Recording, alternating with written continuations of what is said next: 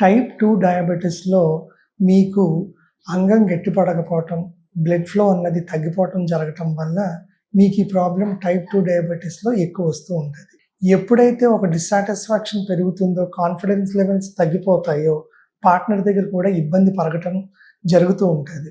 So, చాలామంది ఏం చేస్తూ ఉంటారంటే అలోపతిక్ మెడిసిన్స్ ఎస్పెషల్లీ వయాగ్రా లాంటియి మెడికల్ షాప్‌కెళ్ళి తీసుకొని ఆ సమయానికి నాకు పని అయిపోయింది అని చెప్పి చాలామంది ట్రై చేస్తూ ఉంటారు. ఎప్పుడైతే మీరు వయాగ్రా లాంటి మెడిసిన్స్ అయ్యి మీరు వాడతారో, అన్‌కంట్రోల్డ్ బ్లడ్ ఫ్లో మీకు ఉండటం వల్ల, హార్ట్ మీద ఇంపాక్ట్ పడటం వల్ల హార్ట్ అటాక్స్ అన్నది ఎక్కువ ఇబ్బందులొస్తాయి.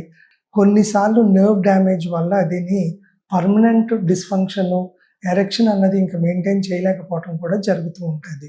కానీ doctor care homeopathy constitutional remedies ద్వారా కారణం తీయకుండా లక్షణాలు పోవు.